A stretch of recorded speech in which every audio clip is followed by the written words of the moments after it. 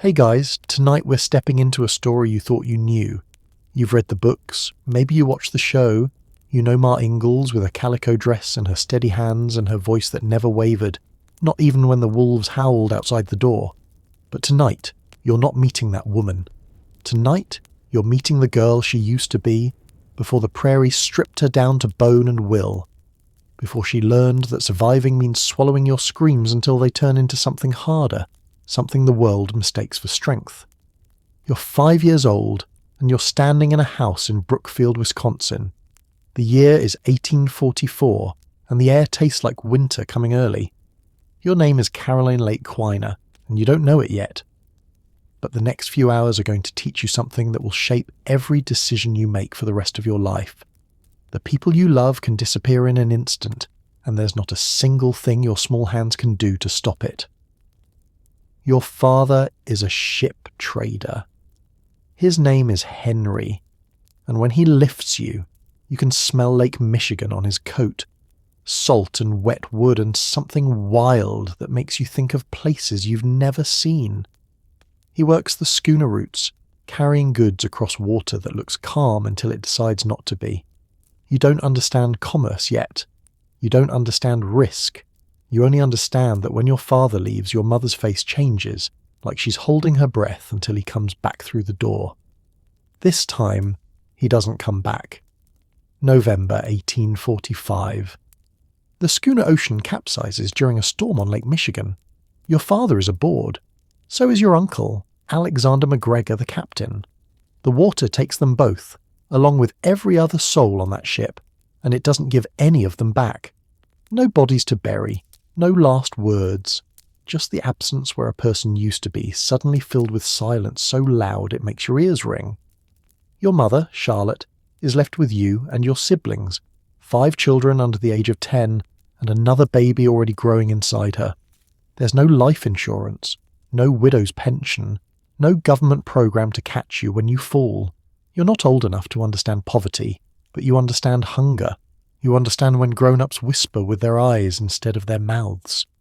You understand when the neighbours bring food wrapped in cloth and their voices go soft with pity. You can taste like ash on your tongue. Here's what historians don't tell you about being a widow in 1845. You become a problem that needs solving. Your mother is young, capable, and suddenly alone with 6 mouths to feed. Society doesn't ask what she wants. It asks what can be done with her.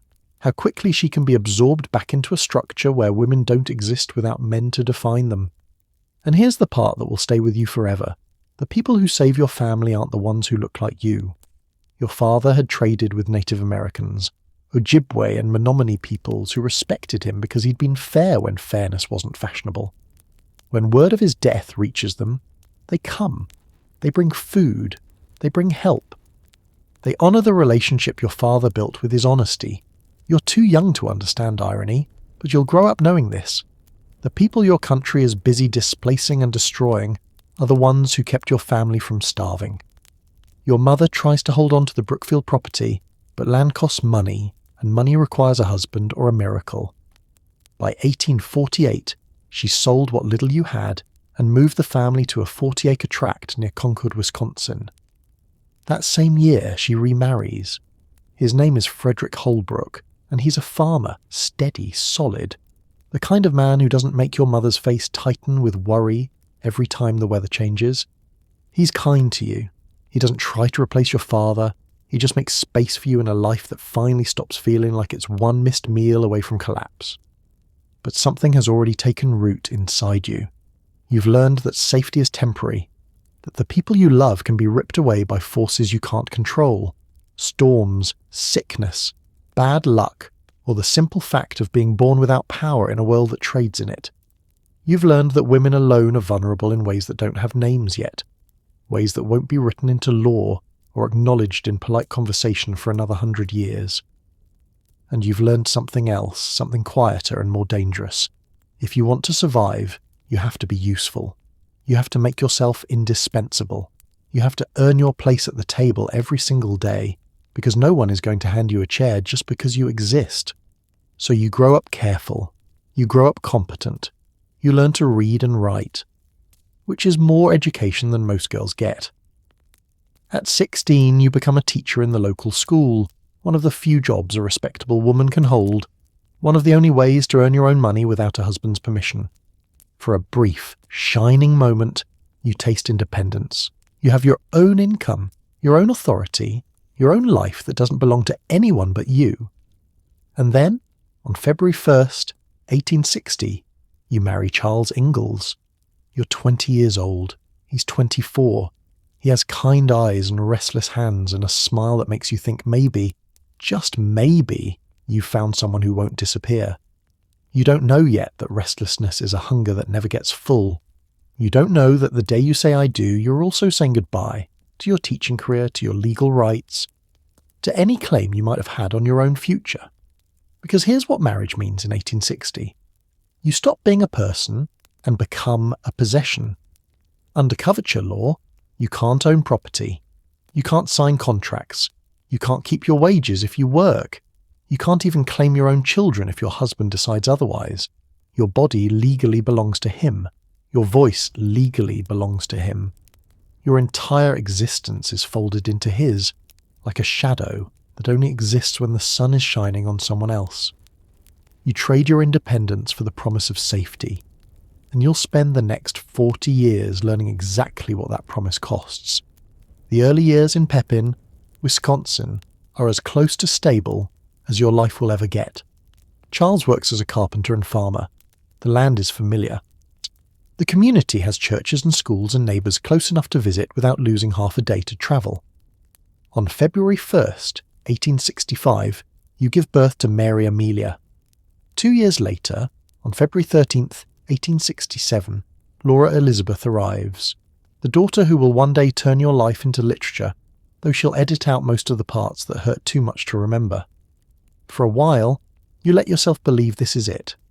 This is the life you'll live. Hard, yes, but manageable, predictable, safe. And then Charles starts talking about moving west. At first, it's just talk. Dreams spoken out loud over supper, ideas that float like smoke and then dissipate. But the talk doesn't stop. It grows heavier, more insistent, until one day it's not talk anymore. It's a decision that's already been made and you're just expected to follow. Your family leaves Pepin. You don't want to go. You've built something here. Relationships, routines, a version of yourself that knows how to navigate the world you're in. But you're a wife, and wives don't get to say no. So you pack what little you own, you lift your daughters onto the wagon, and you leave behind the last place that ever felt like home. You don't know it yet, but you're about to spend the next decade being dragged across the Midwest like cargo, chasing your husband's belief that the next place will finally be the right place, that the next homestead will finally be the one that works, that the next fresh start will finally erase whatever it is inside him that can't ever sit still. And with every move you'll lose a little more. First it's the stability, then it's the friendships. Then it's the certainty that your children will grow up in one place long enough to remember it. And eventually you'll lose something you can't get back. But that part comes later. For now, you're on a wagon heading west, watching Wisconsin disappear behind you, and you're trying very hard not to cry in front of your daughters. Because the one thing you've learned, the one lesson your father's death burned into your bones, is that women who break don't get put back together. They just get left behind. The wagon groans under the weight of everything you own, which isn't much. Clothes that smell like wood smoke and sweat. A tin cook pot that survived more meals than you can count. Quilts your mother helped you stitch back when you still believed the future was something you could prepare for. You're sitting beside Charles on the wagon bench, and your spine feels like it's made of the same iron that holds the wheels together. Every rut in the road sends a jolt through your bones, but you don't complain. Complaining is a luxury for women who have choices, and you left your choices back in Pepin along with everything else that made sense. Mary sits behind you, quiet and watchful the way 5-year-olds get when they sense the adults are pretending everything is fine. Laura is 2, small enough that she still thinks adventure and disaster are the same thing. She points at birds, she babbles at clouds. She doesn't understand that the farther west you go, the fewer neighbours you'll have to hear you scream. Charles talks while he drives. his voice steady and sure, painting pictures of land so cheap it's almost free. Soil so rich you could plant a stick and grow a forest, of a place where a man can finally stretch out and breathe without somebody else's fence cutting off his view. You don't ask him why he needs so much space to breathe. You don't ask him why Pepin's air suddenly wasn't good enough. You've learned that questions like that don't get answers. They get excuses, and excuses are just another way of saying, your feelings don't matter enough to change my mind. So you nod. You keep your hands folded in your lap.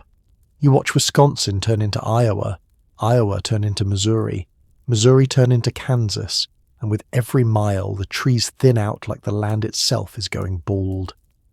By the time you cross into Kansas territory, the world has flattened into something that doesn't look real. The sky is too big.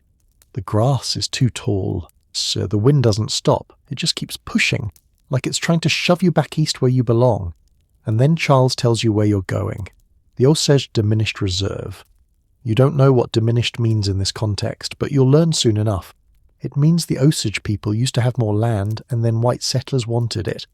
So the government took it and called the theft a treaty. It means the land you're about to settle on isn't legally open to white homesteaders yet.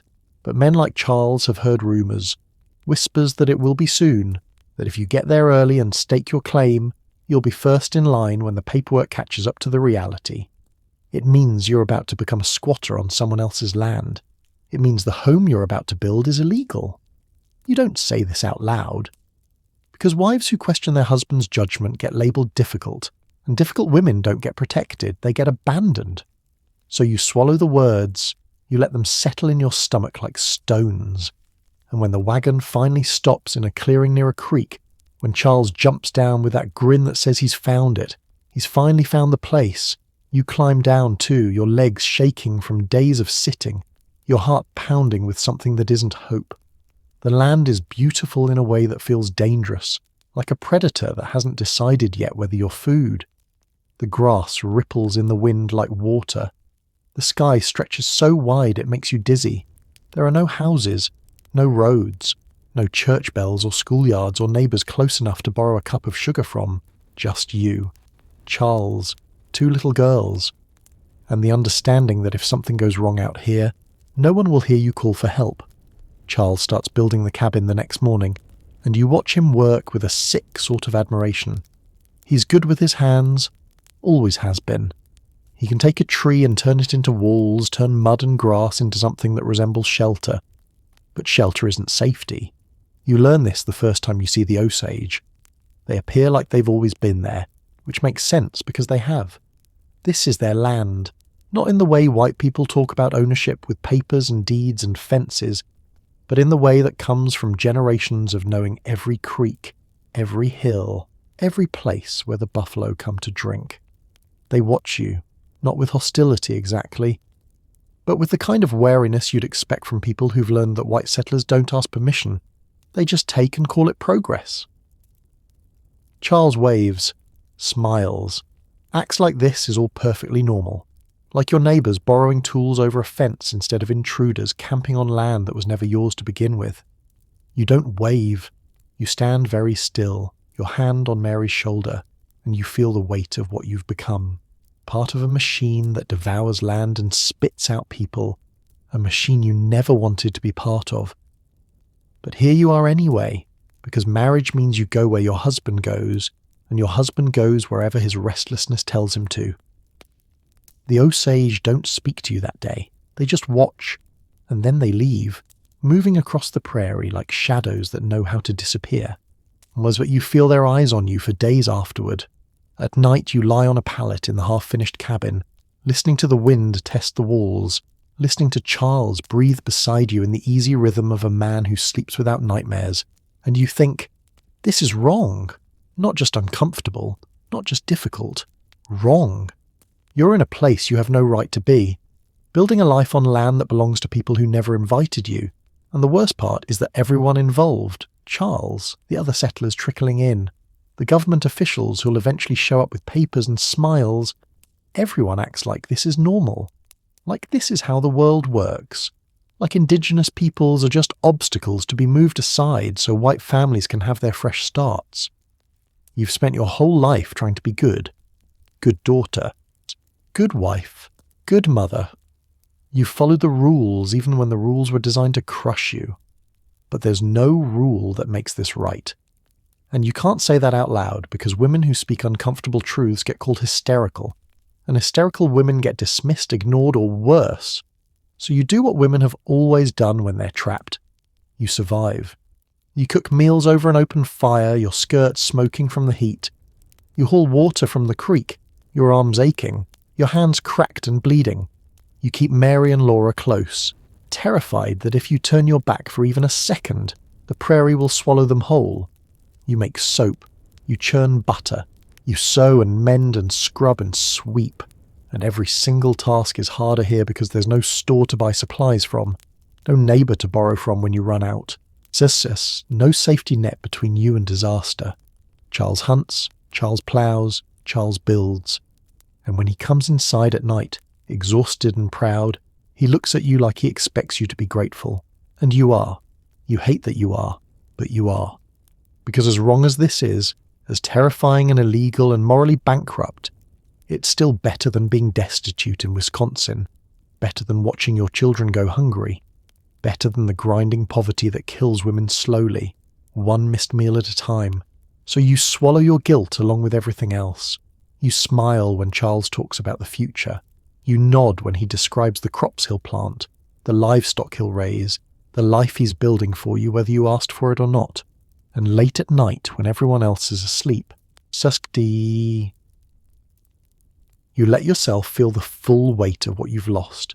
Not just your home, not just your independence, but the version of yourself who believed she had any control over her own life. The prairie wind howls outside, relentless and cold, and you pull the quilt tighter around your shoulders. Tomorrow you'll get up and do it all again. Because that's what survival looks like. And you're very, very good at surviving. You've been in Kansas for 8 months when the fever comes and it doesn't announce itself politely. It arrives like something with teeth. It starts with Laura. She wakes up hot, her small body radiating heat like a stone left too long in the sun. Her eyes are glassy. Her breath comes too fast. You press your hand to her forehead and feel your stomach drop because you know this heat. You've seen it before in other children, and you know what it means. Mary falls ill the next day, then Charles, then you. The fever is relentless, turning your body into a battlefield where you're losing every fight. Your head pounds, your throat burns, your muscles ache like someone's been beating you with sticks while you slept. Time becomes unreliable. You can't tell if it's been hours or days, can't remember if you fed the children or just dreamed about feeding them. At some point, a woman appears. Mrs. Scott from the neighbouring claim, though neighbouring is a generous word for someone who lives miles away. She's heard you're sick, news travels even in emptiness, and she's come to help because that's what frontier women do. They save each other when the men can't. She brings broth. She brings cool cloths. She brings hands that know how to soothe a fever without flinching from the heat. You try to thank her, but the words come out wrong, tangled and thick. She shushes you gently, the way you shush your daughters, and for a moment you let yourself be small, let yourself be cared for by someone who isn't expecting you to be strong. The fever breaks for Charles first, then Mary, then Laura, her little body finally cooling, her eyes clearing enough to recognize you again. But you're still burning. You slip in and out of consciousness, and the line between waking and dreaming gets so thin you can't tell which side you're on. You hear voices that might be real, or might be your mind unravelling. You see your father standing in the doorway, water dripping from his coat, and you try to ask him where he's been all these years. But he disappears before you can make your mouth work. You dream about your mother, young and terrified, holding a baby that won't stop crying. You dream about teaching school, about the classroom where you used to have a voice that people listened to. You dream about a version of yourself who said no when Charles asked you to leave Pep in, and in the dream that version is happy, rooted, safe. And then you wake up, and Mrs. Scott is there, and you're still in Kansas, still in a cabin that's barely more than a box, still married to a man whose wanderlust is stronger than his common sense. "You're back," Mrs. Scott says, and her voice is soft with relief. You nod. because speaking feels like too much work. You were calling out, she tells you, saying names I didn't recognize.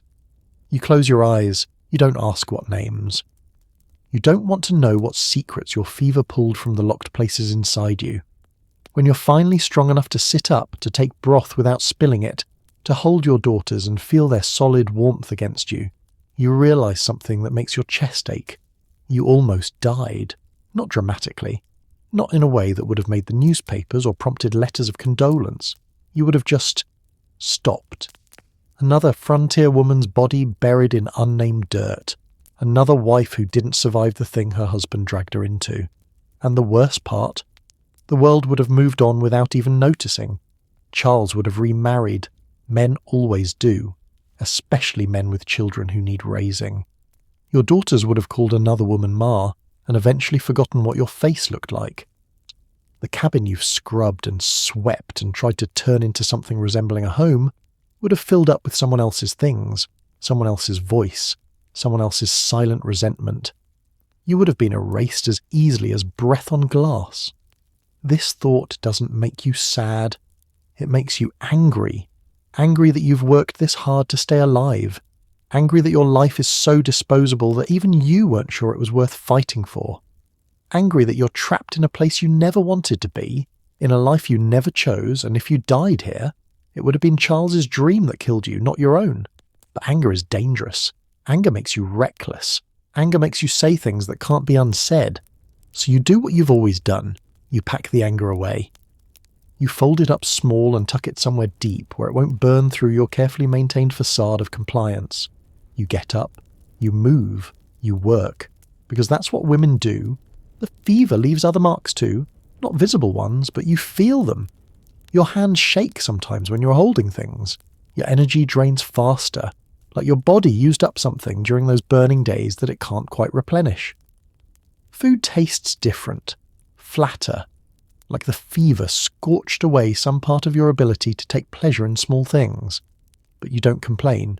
Complaining implies you expected better, and expectations are another luxury you can't afford. The months crawl by. Summer arrives with heat that bakes the ground hard as stone. You plant a garden, coaxing vegetables from soil that doesn't want to cooperate. The wind dries your skin until it cracks. The sun burns your face until it hurts to smile. Charles talks about the future with the kind of confidence that makes you want to scream. He talks about when the land officially opens, about filing a proper claim, about building a bigger cabin and buying livestock and finally settling down. You don't believe him. Not because he's lying. Charles isn't cruel, just selfish in the way men are allowed to be. But because you've learned that his promises have expiration dates, he'll mean them right up until the moment he doesn't, and then you'll be packing again, moving again, starting over again in some new place that he swears will be different. Fall comes, and with it, tension. More settlers have arrived, building cabins and staking claims, all of them gambling that the government will side with them instead of the Osage people who were here first. The air feels heavier, charged with the kind of pressure that builds before a storm breaks. You see the Osage more often now, and their expressions have changed. The wariness is still there, but it's been joined by something sharper. Anger, maybe, or the exhausted frustration of people who've watched this story play out before and know exactly how it ends. You want to apologize. You want to explain that you didn't choose this, that you're here against your better judgment, that you understand how wrong this is. But what good would that do? Your understanding doesn't change anything. Your guilt doesn't give them their land back. Your discomfort is nothing compared to their displacement. So you stay silent. Yes, because silence is what you're best at. Winter is brutal. The wind doesn't just blow, it attacks, finding every gap in the cabin walls and exploiting it. You stuff rags in the cracks, but the cold gets in anyway, settling into your bones like it plans to stay forever. You cook, you clean, you keep the fire going. You tell stories to Mary and Laura, making up tales about princesses and magic because the truth of where you are is too bleak to share with children. And every night, you lie awake and listen to the wind, and you wonder how much longer this can last.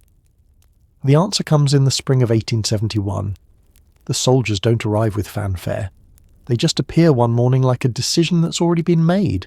You're outside when you see them, dark shapes moving across the prairie in formation. Your heart starts pounding before your mind even registers what you're seeing, because your body knows what soldiers mean. Authority. Force. The end of arguments. Charles sees them too.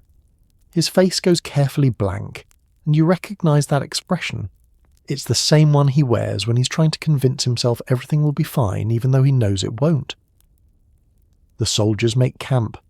They don't come to your cabin right away, and somehow that's worse than if they'd marched straight to your door. The waiting stretches your nerves thin, turns every sound into a potential threat. Other settlers emerge from their claims, gathering in tight clusters to talk in voices that carry on the wind. You hear fragments, government, and removal, and what do we do now? Charles goes to talk to them, leaving you alone with the girls and your growing sense of dread. When he comes back, his face tells you everything you need to know.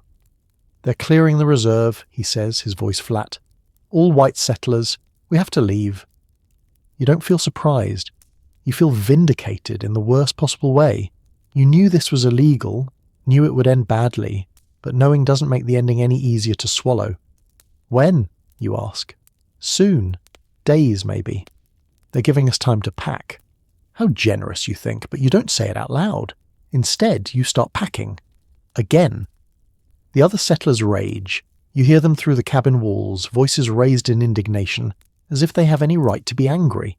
They talk about petitioning the government, about refusing to leave, about standing their ground like this is some noble cause instead of what it actually is, consequences.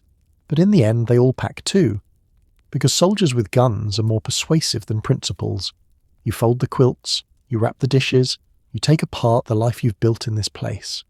Not because you loved it, but because you invested time and labour into it, and watching that investment dissolve feels like being robbed, even though you were the thief first. Mary asks why you're leaving, and you don't know how to explain displacement to a 6-year-old, how to make her understand that the land you're standing on was never yours to take. We're going somewhere new, you say instead, because lies are kinder than truth sometimes. Laura just cries. She's 3 now. Old enough to understand that moving means losing things, but too young to hide her feelings about it. You hold her and let her cry, and you wish you could do the same. The day you leave, you take one last look at the cabin. It's crude, drafty, barely more than a shelter, but it's the first home you and Charles built together from absolute nothing.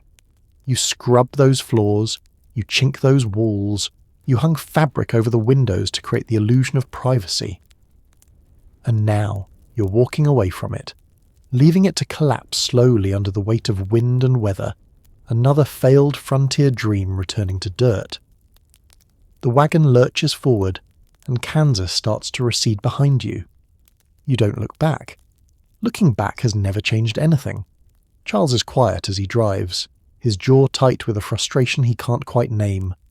He's not angry at the government, not really. He's angry at the situation, at the unfairness of having to leave when he worked so hard, at the universe for not rewarding his effort with success. But you're not angry, you're exhausted. Exhausted from moving, exhausted from building and rebuilding, exhausted from pretending this is normal, that being dragged across the frontier like luggage is just what marriage means. You cross back into Missouri, then Iowa, heading vaguely east like wounded animals returning to familiar territory. The trees start coming back, and you feel something in your chest unclench. Just slightly, just enough to breathe. Charles talks about going back to Wisconsin, about finding work as a carpenter, about taking time to save money before the next move. Next move. The words make your stomach turn. Because of course there will be a next move. There's always a next move with Charles. Always another place that will supposedly be better than the last one. Always another promise that this time it'll work out. You don't argue. Arguing requires energy you don't have. Instead you watch the landscape change, watch Kansas disappear like a bad dream, and you make yourself a silent promise. Wherever you end up next, you'll find a way to put down roots deep enough that Charles can't pull them up on a whim. You don't know yet that you're lying to yourself. You don't know that the moving has only just begun, that Kansas was just the first failure in a long series of failures, that you'll spend the next decade being dragged from place to place while your daughters grow up without a hometown to call their own. But somewhere deep inside, and in the part of you that learned about loss when you were 5 years old and your father's ship went down, you suspect that this is your life now. Movement without progress, change without improvement, a husband who loves you but loves his own restlessness more, and you know with a certainty that sits heavy as stone in your stomach that you'll follow him anyway, because that's what wives do, because you don't have a choice, because the alternatives, divorce, destitution, being labelled an unfit mother and losing your children, are somehow worse than this endless, exhausting cycle of moving and losing and starting over. So you sit on the wagon bench, your daughters behind you, your husband beside you, and you watch the road ahead disappear under the wheels. Mile after mile, day after day. And somewhere inside, the part of you that used to dream starts going quiet. Not dead, just waiting. Waiting for something that might never come. The moment Charles finally stops running long enough for you to remember who you were before you became his shadow. But that moment is still years away. And the road is very, very long. The road back to Wisconsin feels longer than the road that took you away. But maybe that's because you're carrying more weight now. Not just possessions, but the heaviness of failure, the exhaustion of starting over, and a third daughter who arrived in the middle of the Kansas nightmare, Caroline Celestia. You call her Carrie. She was born on August 3rd, 1870, in that illegal cabin on the Osage Reserve, arriving into a world that didn't want you there. You went into labour knowing you might be giving birth on stolen land, and the irony wasn't lost on you, bringing new life into a place built on displacement. She came anyway, tiny and determined, with a cry that said she planned to survive regardless of your poor choices. Now she's almost a year old, bouncing on the wagon between Mary and Laura, oblivious to the fact that she's already been evicted from her birthplace before she was old enough to remember it. Charles drives in silence most days, and you're grateful. His optimism has always exhausted you, but his defeat is somehow worse. It sits between you like a third passenger, taking up space, making it hard to breathe. You pass through Iowa, then cross back into Wisconsin, and when the trees thicken and the land starts to look familiar, something in your chest loosens just enough to let you take a full breath. Home. Or what used to be home before Charles decided it wasn't enough. You end up in Pepin County again, though not in the exact same place. Never the same place, because going backward would mean admitting the forward movement was a mistake, and Charles isn't ready to admit that yet. He finds work as a carpenter. The money comes in slowly, inconsistently, but it comes.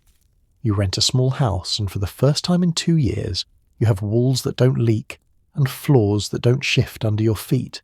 You should feel relief. Instead, you feel numb. The numbness worries you more than sadness would, because sadness is at least a feeling, proof that you're still alive inside. Numbness is what happens when you've been ground down so far that your emotions stop bothering to show up. You go through the motions, you cook, you clean. You care for the girls with the same efficiency you'd use to tend a garden. Water, weed, harvest, repeat. Mary is 7 now, serious and careful, already taking on the role of the responsible one. Laura is 4, wild in the way children get when they sense their mother is only half present. And Carrie is learning to walk, stumbling across floors that finally stay in one place, long enough for her to master them. Charles talks about saving money, about building up enough reserves to try again, about Minnesota, where there's good farmland, where the Homestead Act actually applies, where a man can file a legal claim and not have to worry about soldiers showing up to evict him. You listen and say nothing, because saying nothing has become your primary skill. Months pass, the seasons change. You celebrate holidays that don't feel celebratory.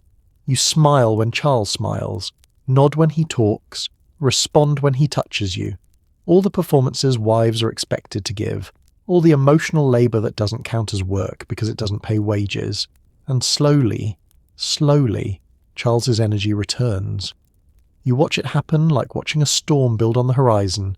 First just clouds, then wind, then the inevitable downpour.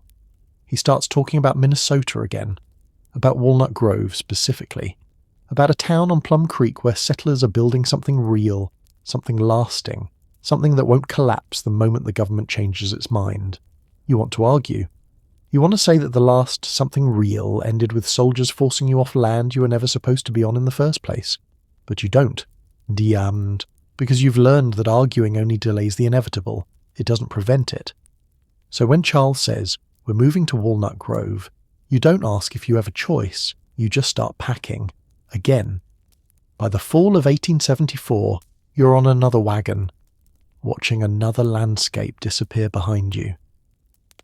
The girls are older now, more aware. Mary asks questions you can't answer honestly.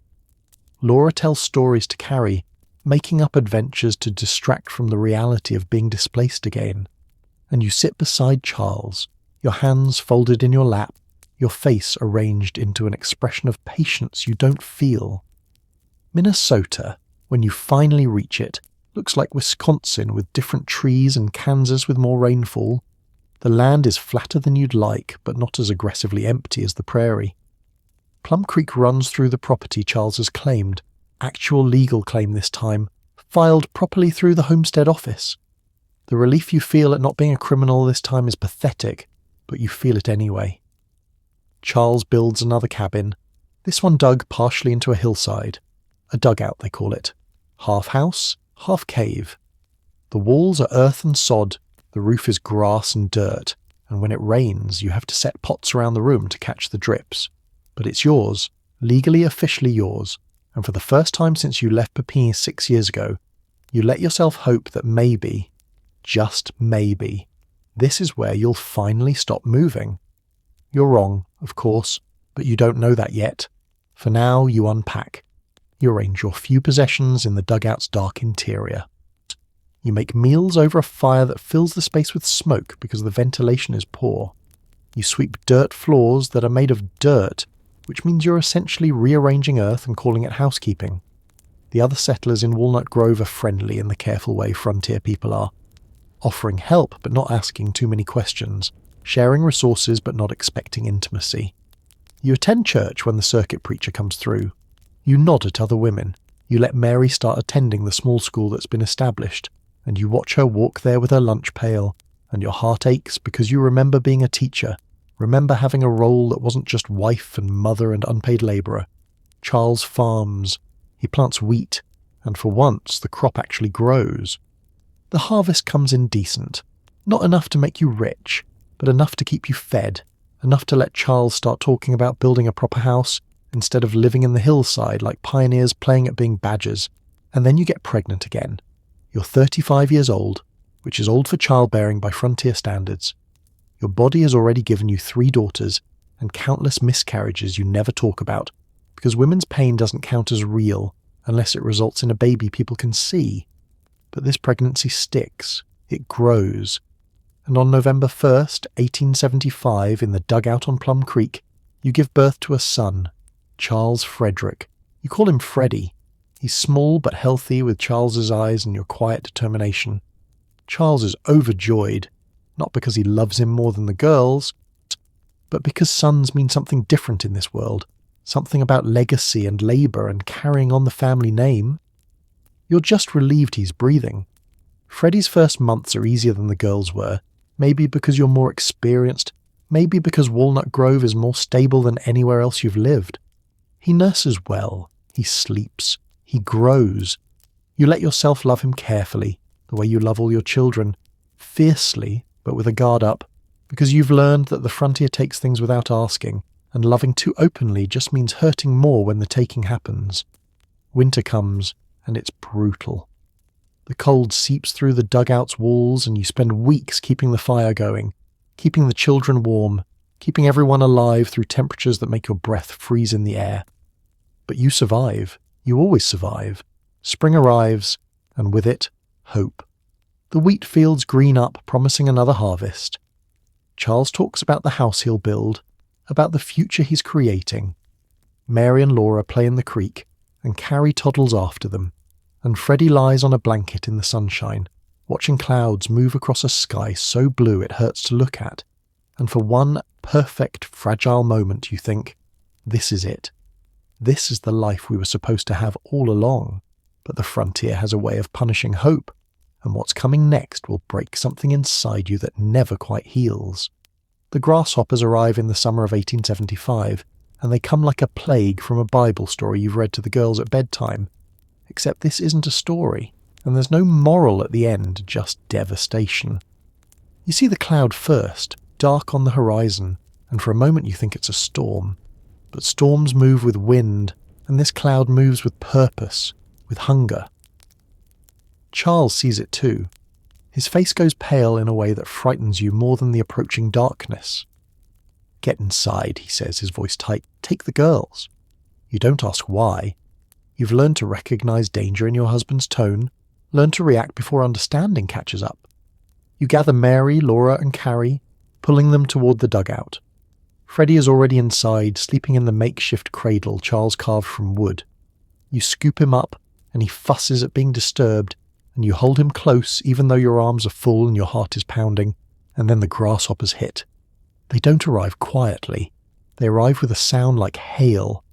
Thousands, millions of bodies striking the ground, the roof, everything. The air fills with them, so thick you can barely see through the writhing mass. Mary screams. Laura hides her face against your skirt.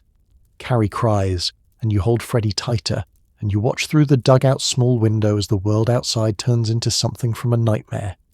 They eat everything, not just the crops, everything. The wheat Charles planted, the vegetables in your garden, the grass, the leaves on the trees, even the wooden handles of tools left outside. They're so thick on the ground you can't walk without crushing them under your feet, and the sound of them chewing is constant, relentless, like the world itself is being devoured one bite at a time. Charles tries to fight them off, and you watch him through the window, swinging a broom at an enemy that can't be fought with brooms. Other men from neighbouring claims are doing the same, yelling, burning things, trying anything to drive the swarm away. But grasshoppers don't care about human desperation. They stay for days, and when they finally leave, they leave behind nothing. The fields are bare, the garden is gone, even the curtains you hung in the window are half-eaten, lace turned into holes, fabric into memory. You step outside when it's finally safe, and the silence is somehow worse than the noise was. No birds, no insects. Just the sound of wind moving over devastated land that looks like it's been scraped clean by something angry and thorough. Charles stands in what used to be the wheat field, and his shoulders are shaking and you realise he's crying. You've never seen him cry before. Then you want to go to him. You want to put your hand on his back and tell him it will be all right, that you'll figure something out, that you've survived worse. But you can't, because you haven't survived worse, and it won't be all right, and you don't have the energy to lie about it anymore. So you go back inside, you nurse Freddie, you make a thin soup from the last of the supplies you had stored inside, away from the grasshopper's reach. You feed your daughters and tell them stories that have happy endings, because someone in this family needs to believe in those. The grasshoppers come back the next summer too, in 1876, like they've marked the land as theirs and decided to return for seconds. This time, you don't watch. You just close the door and wait for it to be over. When they finally leave, Charles goes to town. He comes back with his face set in lines that make him look 10 years older. "We can't stay," he says. "You knew this was coming. You've known since the first grasshopper hit." "Where?" you ask, because there's no point asking why. "Burr Oak, Iowa. There's a hotel there. They need help running it. It's work, steady work, and we can save up and then we'll move again," you finish. He looks at you like you've slapped him, but he doesn't deny it. You start packing, and the routine is so familiar now it's almost comforting. Wrap the dishes, fold the quilts, dismantle the life you've built and compress it back into boxes and bundles that fit on a wagon. Freddie is 9 months old now, chubby and curious, grabbing at everything with his small hands. He doesn't know he's about to be displaced again. He doesn't know that the place he was born is about to become just another story his mother will tell him someday. Another place you lived briefly before the frontier pushed you somewhere else. The trip to Burr Oak is short by your standards. You've travelled farther and under worse conditions. But something about this move feels different, heavier. Like you're not just leaving Walnut Grove, but leaving behind the last shred of the hope you'd been clutching. Burr Oak is a small town, smaller than Walnut Grove, built around a few businesses and a lot of faith that civilization will eventually catch up. The hotel's called the Masters Hotel, and it's bigger than any building you've lived in, which sounds impressive until you realise you're not going to be living in it so much as working in it. Charles and the hotel owners, Mr. and Mrs. Masters, make their arrangements. You'll help run the hotel, cooking, cleaning, keeping rooms ready for travellers. In exchange, you'll get a room for your family and a small wage. It's not ownership. It's not independence. It's labour in exchange for survival, which is all you've ever had anyway, so at least it's honest.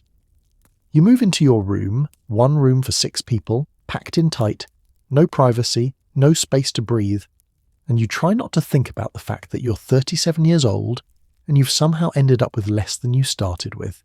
The work is hard. Hotel guests are demanding in ways farm animals never were.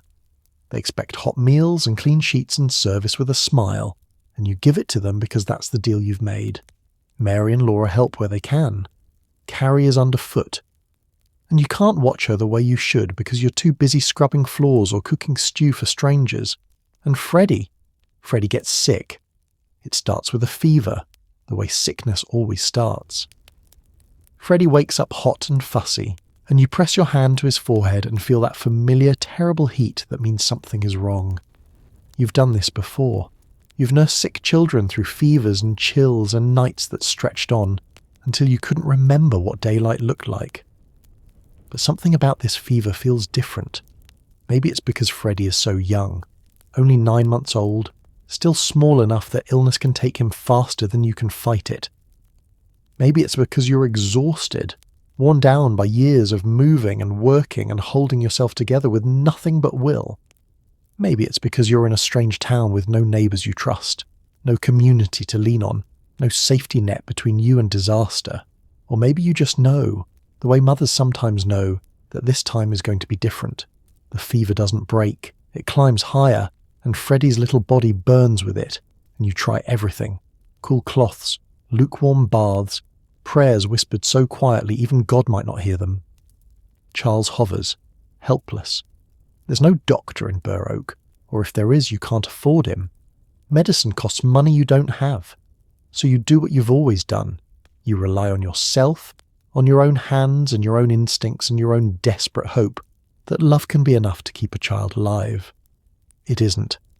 On August 27th, 1876, 3 months before his first birthday, Freddie dies in your arms. You're holding him when it happens, rocking him like you've rocked all your babies, humming a tune that doesn't have words because words have stopped making sense. His breathing has been getting shallower for hours, each breath a little more fragile than the last, and you've been counting them, bargaining with each one, just one more, just let him breathe one more time. And then he doesn't. The silence that follows is the loudest sound you've ever heard. You don't scream, you don't cry, you just sit there, holding your son's body, feeling the warmth start to leave him, and something inside you, something that's been bent and battered but never quite broken, finally snaps. Charles is the one who cries. Charles is the one who makes the noise, the one who lets the grief out in sobs that shake his whole body. But you sit silent.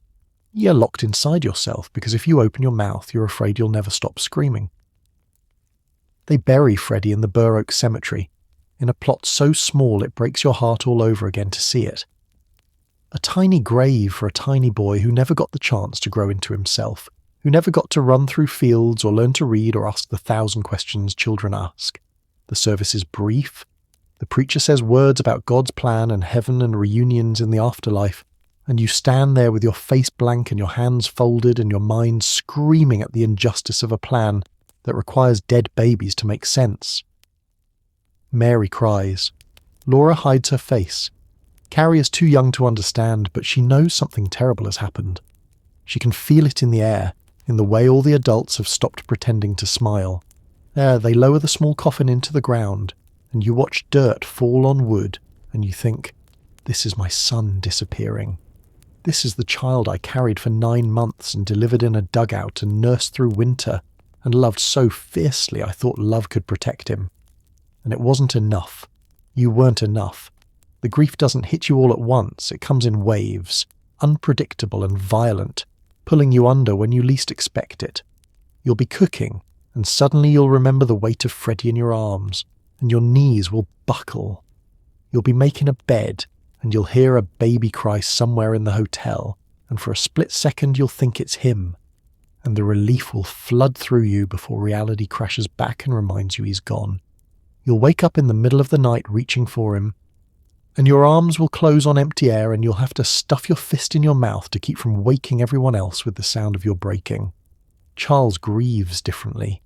He grieves out loud, with tears and anger and questions directed at a God who doesn't answer.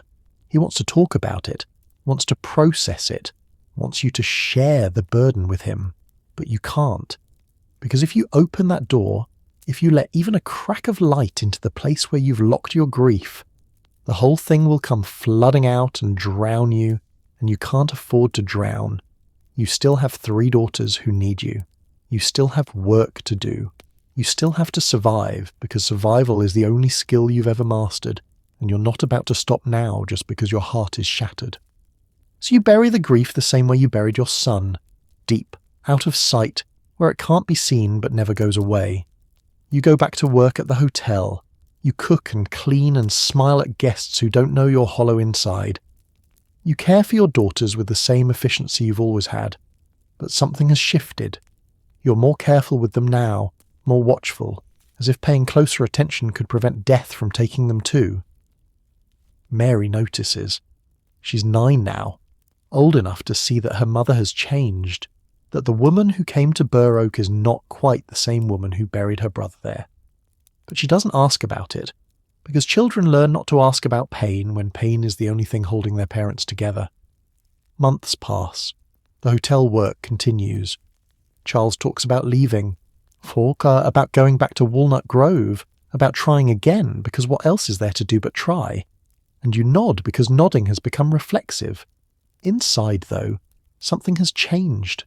The part of you that used to hope is gone, buried in that small grave in Burr Oak. What's left is harder, colder, more resigned. You'll keep moving because Charles will make you move. You'll keep working because stopping means dying. You'll keep smiling because wives are supposed to smile. But you'll never again make the mistake of believing that anything you build will last. You'll never again let yourself love something so completely that losing it destroys you. And you'll carry Freddie with you, not the way people carry memories, sweet and fading, but the way people carry scars, permanent, painful, and a proof that you survived something that should have killed you. In the spring of 1877, you leave Burr Oak. Charles has secured a job back in Walnut Grove, and you're going back to the place where the grasshoppers ate everything, the place where Freddie was born, the place you swore you'd never return to. But you've learned that your promises don't matter.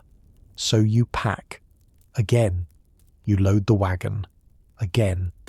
You say goodbye to the place where your son is buried, and you tell yourself you'll come back to visit his grave. You won't. You know you won't. Because coming back would mean facing the grief you've worked so hard to bury, and you don't have the strength for that. So you leave him there, in the Iowa soil. In the cemetery that will fade from memory until one day historians and genealogists will have to search to even find where he's buried. And as the wagon pulls away, carrying you back to Minnesota, back to Walnut Grove, back to another attempt at building a life that won't collapse, you don't look back, because looking back has never brought anyone you loved back to life, and all it does is remind you of everything the frontier has taken from you. Walnut Grove looks exactly the same as when you left it, which feels like a cruel joke, as if time should have stopped out of respect for your grief, as if the world should look as broken as you feel. But the dugout is still there, half buried in the hillside. Plum Creek still runs through the property. The wheat fields are already greening up with spring growth, as if grasshoppers and dead babies are just temporary setbacks in the prairie's endless cycle of life and death and life again. You unload the wagon with the mechanical efficiency of someone who's done this too many times to count. Charles has found work. Carpentry, odd jobs, anything that pays.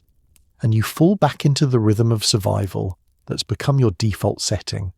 Cook, clean, care for the girls, repeat until you're too exhausted to remember what you're grieving. Mary is 10 now, and she's taken on the weight of being the oldest in a way that makes your chest ache. She helps with Carrie without being asked. She sets the table before meals. She reads to Laura from the one battered book you've managed to keep through all the moves, and her voice is steady and clear, nothing like the chaos inside your own head. Laura's 8, wild and observant in equal measure, asking questions you don't know how to answer. Where is Freddie? Is he coming back? Why did God take him?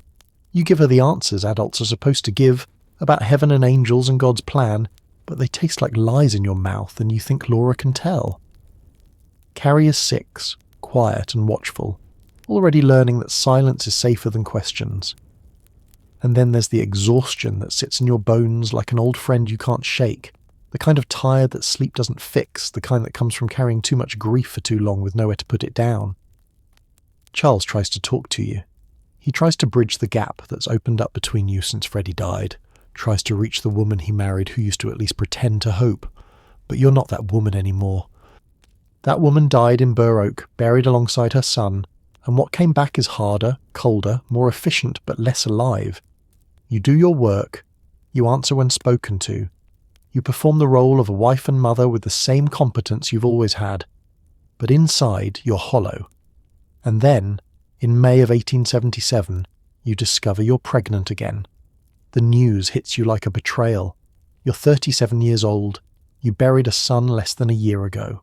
Your body aches constantly, your energy is depleted, and the last thing you need is another mouth to feed, another heart to love that the frontier can rip away from you without warning. But babies don't wait for convenient timing, and whether you want this or not, it's coming. The pregnancy is harder than the others. You're older, more worn down, and your body protests every step of the way. You're sick more often, tired all the time, and there's a part of you that resents this baby for demanding so much when you have so little left to give.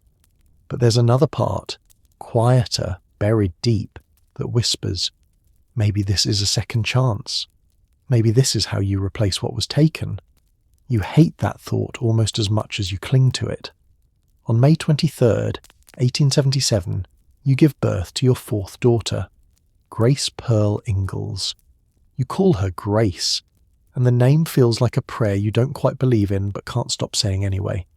She's small, healthy, with dark eyes that watch everything, and a cry that sounds surprisingly strong for someone so tiny.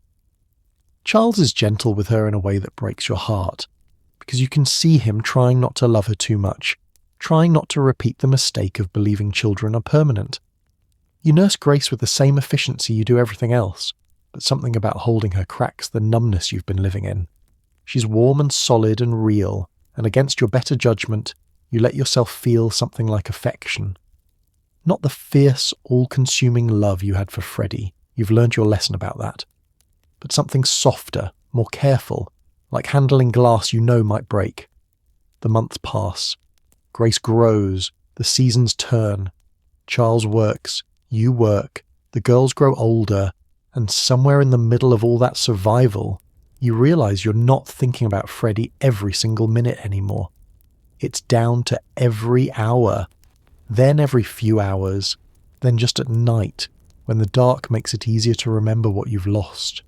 You don't know if that's healing or just forgetting, and you're not sure which one you're supposed to want. By 1879, life has settled into something that resembles stability. Not happiness, but the absence of active crisis, which is close enough. Mary is 14, serious and responsible, already talking about becoming a teacher like you used to be. Laura is 12, full of stories and imagination, and a wildness that reminds you of yourself before the world taught you to sit still. Carrie is 9, steady and quiet, and Grace is 2, toddling around the dugout and getting into everything. You're 40 years old. You have 4 living daughters. You've survived Kansas, grasshoppers, hotel work, and the death of a child. You've been married for 19 years and you've moved more times than you can count. And just when you start to think maybe, just maybe, this is where your life finally stops getting worse. Mary gets sick. It starts with a headache, and at first you think it's nothing, just the kind of pain that comes from reading too much by dim lamplight, from straining eyes that are growing too fast. But then comes the fever. You know fever. You've fought fever before, in Kansas, in your own body, in your daughter's small frames when illness tried to take them. You know how to press cool cloths to hot skin, how to coax water past cracked lips, how to sit through the long hours of night when fever peaks and the world narrows down to breath and heartbeat. But this fever is different. Mary burns with it. Her body's so hot it frightens you, and she starts saying things that don't make sense, words tangled together, names you don't recognize, sentences that trail off into silence or screaming. You send Charles for help. There's a doctor in town now, an actual physician, and for once you have enough money to pay for his services. He comes, examines Mary with the serious expression doctors wear when they're worried but trying not to show it. Brain fever, he says, using the term that doesn't explain anything but sounds official enough that people nod and pretend they understand. What he means is that Mary's brain is under attack, swelling, inflamed, damaged by something invisible that medicine can't quite reach. You don't know this yet, but decades later researchers will look back at Mary's symptoms and realize it wasn't scarlet fever like Laura's books will claim. It was viral meningoencephalitis, an infection that invaded Mary's brain and began destroying it cell by cell, and there was nothing anyone in 1879 could have done to stop it. But right now, in the dugout on Plum Creek, you don't care about the name. You just want your daughter to survive. The fever rages for days. Mary thrashes in her bed, crying out from pain you can't touch, can't soothe, can't fix. You sit beside her hour after hour, holding her hand, whispering prayers and promises you're not sure you believe anymore. Laura watches from the corner, her face white with fear. Carrie holds Grace and keeps her quiet, understanding without being told that this is serious, that Mary might not make it. Charles paces. He's useless in the way men often are during sickness, wanting to fix it. Unable to accept that some things can't be fixed, turning his helplessness into agitation that makes the small space feel even smaller. And you sit, and you wait, and you beg a God you're not sure is listening to, please not take another child from you. You've given enough. You've lost enough. You can't do this again. Please. The fever finally breaks on the 7th day, and Mary opens her eyes, and for one heartbreaking moment you think, she's back. She's going to be all right. And then Mary says very quietly, "Mama, why is it so dark?" Your heart stops. "It's not dark, sweetheart," you say, even though you already know what's coming. It's morning. The sun is up. Mary turns her head toward where your voice is coming from, and her eyes, those beautiful blue eyes that used to sparkle when she laughed, are unfocused, unseeing, searching for light that isn't coming. "I can't see," she whispers. "Mama, I can't see." The world tilts sideways, and you grip the edge of the bed to keep from falling, because you understand now what the fever has taken. Not Mary's life, which would have been cruel enough, but her sight. At 14 years old, your daughter has gone blind. The doctor comes back. He examines her eyes, shines lights that she can't detect, performs tests that confirm what you already know. The infection damaged the optic nerve so severely that the blindness is permanent. There's no treatment, no surgery, no miracle cure waiting to be discovered. Mary will never see again. She takes the news with a composure that breaks your heart. She doesn't scream or cry or rage against the unfairness. She just nods very slowly and asks in a voice too steady for a 14-year-old, "What will I do now?" And you have no answer. Because what does a blind girl do on the frontier, where survival depends on seeing threats before they reach you, where women's work requires eyes that can thread needles and read recipes and watch children who wander too far? What does a blind girl do when her dream was to become a teacher, and teaching requires reading books and writing on chalkboards and watching students to make sure they're learning? What does a blind girl do in a world that barely has space for able-bodied women, let alone disabled ones? You don't know. So you do what you always do when you don't know. You work. You teach Mary how to navigate the dugout by touch, how to count steps between furniture, how to identify objects by feel and sound. You teach her to dress herself, to braid her own hair, to pour water without spilling. Laura helps in ways that surprise you, patient and gentle with Mary, guiding her without making her feel helpless, describing things without making it obvious that she's describing them. Carrie reads to Mary in the evenings, and Grace climbs into her lap for comfort. And slowly, painfully, Mary begins to rebuild a life in darkness. But you see what it costs her. You see the moments when she thinks no one is watching and her face crumbles just for a second before she forces it back into that composed mask. You see her hands tremble when she reaches for something and can't find it. You see the way she flinches at sudden sounds, the way she startles when someone touches her without warning, the way she's had to become hyper-aware of everything except the one sense that used to tell her the most.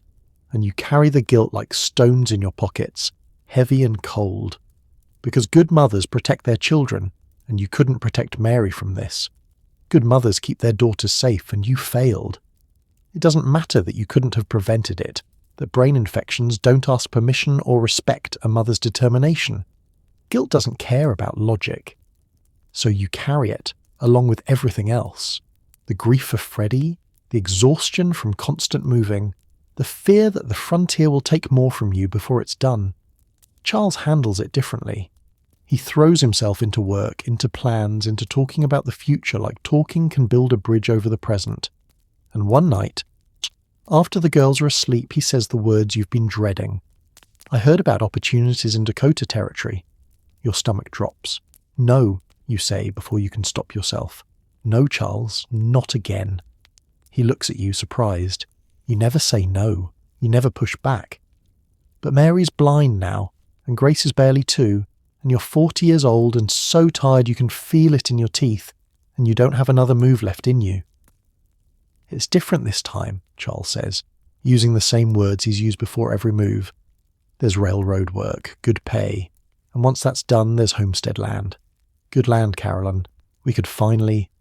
Finally what? You interrupt, and your voice is sharper than you intended. Finally settle? Finally stop moving? You've said that before. You said it about Kansas. You said it about Walnut Grove. You said it about Burr Oak. Charles's face hardens. Those weren't my fault. I didn't say they were, you reply, suddenly exhausted. But that doesn't change the fact that we keep moving, and every time we move, we lose something. The words hang in the air between you, heavy with everything you're not saying. We lost Freddie. We lost Mary's sight. We've lost years, places, any sense of home. How much more are we supposed to lose before you're satisfied? Charles stands up, his jaw tight. I'm trying to provide for this family. I know, you say, and you mean it. But providing isn't the same as protecting. He doesn't have an answer for that. And you know, sitting there in the dugout that's never quite felt like home, that you've already lost this argument. Because wives don't get to say no.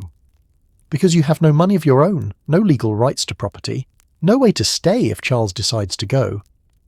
Because the law says you belong to him, along with the children, and whatever future he decides to drag you toward. So when Charles leaves, to scout opportunities in Dakota Territory, you don't try to stop him. And when he comes back excited, talking about DeSmet and Silver Lake, and a town that's being built from nothing, you nod and start packing. Again.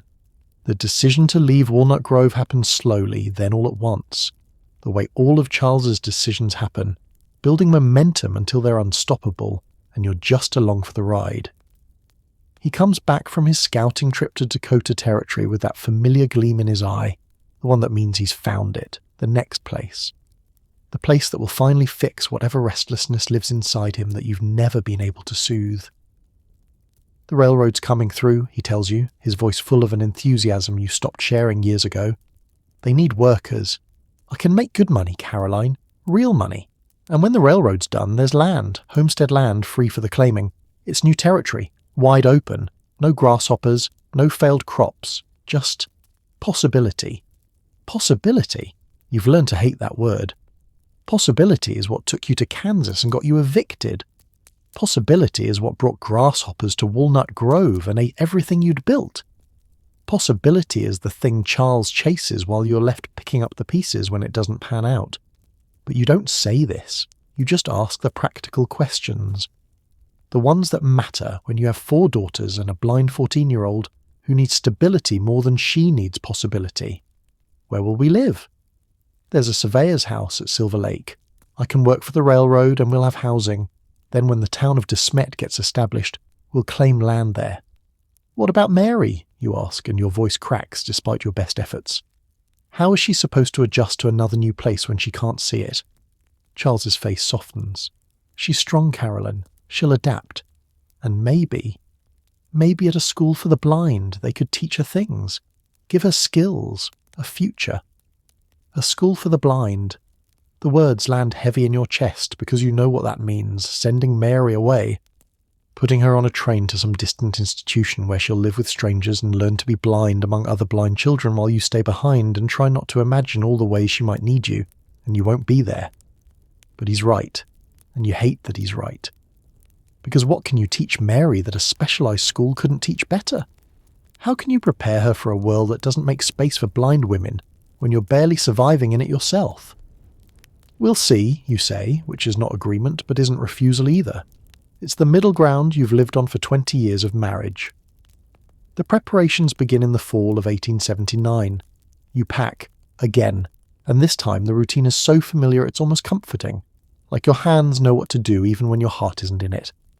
Mary is quiet through the process, feeling her way around the dugout she's finally learned to navigate, memorising distances she'll have to forget and relearn in the next place. Laura is angry in the way 12-year-olds get angry when their lives are upended without their permission. Sharp words, sullen silences, resentment that leaks out in how she slams things down a little too hard. Carrie just watches, taking it all in with those serious eyes. And Grace, at 2, doesn't understand that she's being uprooted again. She just knows that the adults are busy and distracted, and there's an energy in the air that makes everyone tense. Charles leaves first, heading to Silver Lake to start the railroad work and set up housing. He'll send for you when it's ready, he says. It won't be long, he says, and you nod. Because what else is there to do? You're 40 years old, married to a man who loves movement more than stability, raising 4 daughters in a world that doesn't value women except as wives and mothers and unpaid labour. You have no money of your own, no property in your name, no legal right to make decisions about your own life. If you refuse to go, Charles can take the children and leave you behind, and the law will support him. If you try to leave him, you'll be labelled an unfit mother, lose custody of your daughters, and end up destitute with no way to support yourself. So your choices are, go where Charles goes, or lose everything that matters. It's not really a choice at all. In late 1879, you load your daughters onto a train, the first time you've travelled by rail instead of wagon, and it feels both easier and more final, like you're moving too fast to change your mind. Mary sits beside you, her hands folded in her lap, her face turned toward the window she can't see out of. You describe what's passing, the landscape changing, the trees thinning, the world getting flatter and wider and emptier. Laura presses her face to the glass, watching everything with an intensity that suggests she's memorising it, storing it up for later. You don't know it yet, but she's already composing the stories she'll one day write, already editing your life into something more palatable, more hopeful, more suitable for children's books. The train carries you west, away from Minnesota, away from Walnut Grove, away from the dugout where Grace was born and Mary went blind, away from Freddie's grave in Iowa, which you'll never visit again, away from Kansas and its ghosts, away from everything that was hard but at least familiar, toward Dakota territory, which is so new it barely has laws yet, so empty it barely has people, so raw it feels like the edge of the world. Charles meets you at the Silver Lake Depot, and his face lights up when he sees you. Genuine happiness, genuine relief, genuine love that you can't quite return with the same intensity anymore, because you're too tired, too hurt, too worn down by all the times love wasn't enough to keep you safe. But you smile anyway, because that's what wives do. The surveyor's house is small, basic, adequate. All the words that mean better than nothing but not by much. It's shelter. It has a roof. It doesn't leak too badly. It's temporary, Charles assures you. Just until the town gets built and you can claim proper land. Temporary. Your whole life has been temporary. You unpack what little you own, arrange furniture in yet another unfamiliar space, and begin the process of turning a house into something that resembles a home, even though you know better than to call it that. Because home implies permanence, and permanence is something Charles has never been able to give you. That winter, the winter of 1879 turning into 1880, is cold but manageable. Charles works on the railroad. You keep the house, cook meals, care for the girls. Mary adjusts to the new space with the painful slowness of someone learning to navigate by touch. Laura explores every inch of the area around Silver Lake, and you let her because keeping her contained would be like trying to bottle wind. And slowly, slowly, the town of De Smet begins to take shape. Buildings go up, families arrive.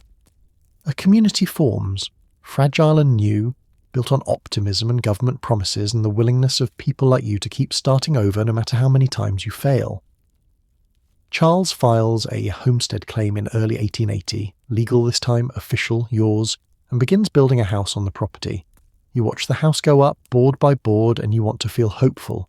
You want to believe that this time is different, that this place is where you'll finally stop running.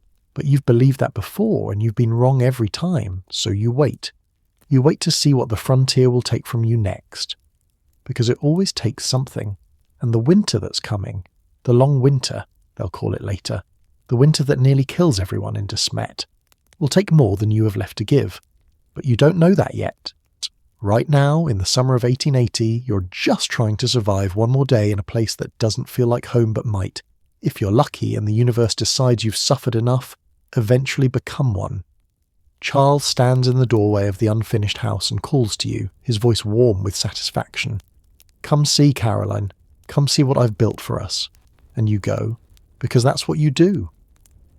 You walk toward the house that's supposed to be your future, and you step inside and you look around at walls that are still bare and floors that are still raw, and windows that don't have curtains yet.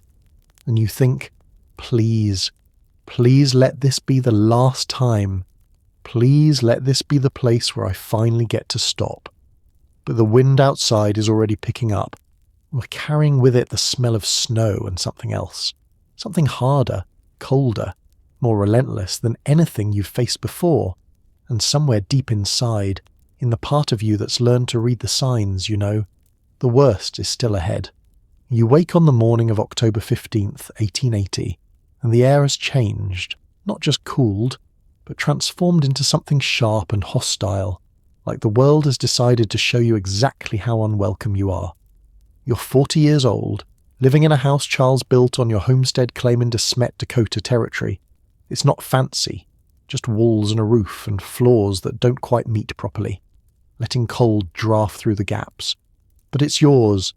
Legal this time. Permanent, Charles promised, though you've stopped believing in permanence the way you used to believe in fairy tales.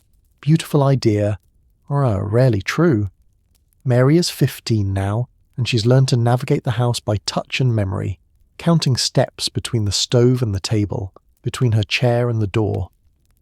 Laura is 13, still wild but useful, old enough to carry real weight when you need her to. Carrie is 10, quiet and competent, and Grace is 3, still small enough to need carrying but big enough to understand when adults are frightened, even when they're trying to hide it. The wind picks up around mid-morning, and you've lived on the frontier long enough to recognize the sound of something bad coming. Not the usual prairie wind that pushes and rattles, but something deeper, hungrier, like the sky itself is angry. Charles comes inside from checking the barn and his face tells you what you already suspected. This isn't normal October weather. "Oh no, storm's coming," he says, brushing snow from his coat. "Snow that shouldn't be falling this early, shouldn't be falling this hard. Big one." You nod and start moving because survival on the frontier isn't about panic, it's about preparation. You pull the stored potatoes from the cellar. You check the wheat supply, seed wheat. Meant for planting in the spring, but it's food if you need it to be. You count how much coal you have for the stove, how much hay is in the barn, how much time you might have before the storm hits. The blizzard arrives by afternoon, and it's not like the snowstorms you remember from Wisconsin. Gentle flakes drifting down, children catching them on their tongues, the world going quiet and white and almost peaceful. This is violence. The wind screams, and that's not metaphor. It actually sounds like screaming, and the snow doesn't fall so much as a tack coming at you sideways, erasing the world outside your windows until you can't see the barn 20 feet away. Charles ties a rope from the house to the barn so he won't get lost making the short walk to feed the livestock. You've heard stories of men freezing to death 10 feet from their own front door because they couldn't find it in the whiteout, and you watch him disappear into that wall of white and you count your heartbeats until he comes back, because counting gives you something to do other than imagine him lost, frozen, gone. He makes it back. This time. The storm lasts 3 days. 3 days of wind that never stops. Snow that piles up until it covers the lower windows. A cold that seeps through every crack and gap in the walls no matter how many blankets you hang to try to stop it. You cook, but the meals are smaller now because you're rationing without saying you're rationing. Because if the girls know you're worried about food running out, they'll be scared, and scared children are harder to manage than hungry ones. Mary sits by the stove, her hands folded in her lap, her face turned toward the sound of the wind. She can't see the storm, but she can hear it, feel it, and you watch her flinch every time the house shudders under a particularly strong gust. Laura paces like a caged animal, her energy with nowhere to go. Carrie reads the same book for the 3rd time because there are only 3 books in the house. Grace clings to you, sensing the tension even if she doesn't understand it. And Charles tries to stay positive, tells stories, plays the fiddle, acts like this is all an adventure, but you can see the worry in the lines around his eyes, the way he keeps glancing toward the window, as if checking whether the storm is still there, still coming, still trying to kill you. On the 4th day, the storm stops. You open the door to a world that looks like it's been erased and rewritten. Snow is piled higher than your head in some places, scooped down to bare ground in others, sculpted by wind into shapes that look almost beautiful until you remember they're deadly. Charles digs out the barn. You inventory the supplies again, doing the math in your head. How much food? How long until spring? How many people? How much can you stretch it if you have to? The train doesn't come. It was supposed to come on October 18th, bringing supplies, coal, mail, news from the outside world. But the tracks are buried, and the train can't get through. It'll come soon, Charles says, once they clear the tracks. You nod because what else is there to do? The second blizzard hits 2 weeks later, then a third, then a fourth. By November, you've stopped counting storms and started counting days between them, and those days are getting shorter, the storms longer, and the realization settles in your bones heavier than the cold. This isn't a bad winter. This is something else entirely. The train still hasn't come. The tracks are buried under snow that keeps piling higher, and the railroad companies are trying to clear them, but every time they make progress, another storm hits and buries everything again. De Smet is cut off. No supplies coming in, no mail. No coal, no news, just your small town, trapped in the middle of an endless white nothing, and the calendar says it's only November. You've been through hard times before. Kansas and its fever, Walnut Grove and its grasshoppers, Burr Oak and Freddie's death. You've survived poverty and displacement and grief that should have killed you but didn't. But this feels different. This feels like the Prairie has finally decided it's done playing with you, done testing you, done giving you chances to prove you're strong enough to belong here. This feels like the beginning of the end. Charles calls a town meeting, and the men gather at the schoolhouse to discuss rationing. Each family is allowed to buy only a limited amount of supplies from the general store. No hoarding. Everything shared equally. Because if anyone starves, everyone should starve together. It sounds noble. It sounds like community. It sounds like civilization. But you know what it really means. There isn't enough food to last the winter, and everyone knows it. And the question isn't if people will starve, but when. You go back home and look at your 4 daughters. Mary blind, Laura watching everything with those sharp eyes that miss nothing, Carrie too quiet, Grace too young to understand why Mama's face looks like that. And you make a decision that sits like lead in your stomach. You will keep them alive, no matter what it costs, no matter what you have to do, no matter what parts of yourself you have to sacrifice to make it happen. They will survive this winter, even if you don't. December arrives without mercy. And with it comes the realization that the storms aren't going to stop. They're just going to keep coming one after another until spring finally breaks or you break first. The coal runs out on December 10th. Not completely. There's still a small amount left at the general store, but it's being rationed so severely that each family gets barely enough to keep from freezing to death. Not enough to be comfortable. Not enough to keep the house warm enough that your fingers don't go numb while you're trying to cook. Charles starts twisting hay. You watch him sit by the stove, taking loose prairie hay and twisting it tight into hard sticks that burn. Fast. Too fast. Only a few minutes per stick. But it's fuel, and fuel is life, and you don't have the luxury of being picky. The problem with hay fires is that someone has to tend them constantly. You can't twist enough sticks in advance because you don't have space to store them, and they burn so quickly that you need a new one every few minutes to keep the stove going. So you take turns. Charles twists. You twist. Laura twists until her hands cramp and her fingers bleed from the rough hay cutting into them. Even Mary helps. Her blind fingers learning the motion by feel, twisting and twisting until the pile is high enough for another few hours of heat. And then you burn through it, and you start again.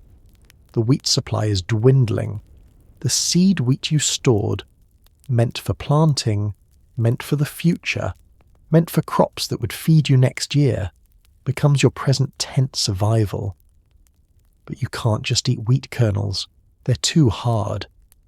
And you don't have enough teeth or time to chew them into something digestible, so you grind them. You have a coffee mill, a small hand crank grinder meant for coffee beans, not wheat. Definitely not meant to grind enough wheat to feed 6 people 3 times a day for months on end. But it's what you have, so it's what you use. Laura sits at the table grinding wheat, the handle turning in circles that seem endless, the noise a rhythmic scraping that becomes the soundtrack of your life. Turn, turn, turn, scrape, scrape, scrape. A cup of wheat flour takes 20 minutes of steady grinding. You need multiple cups per day, so someone is always grinding. Laura grinds until her shoulders ache. Charles grinds. You grind until your wrists feel like they're made of broken glass. Even Carrie tries.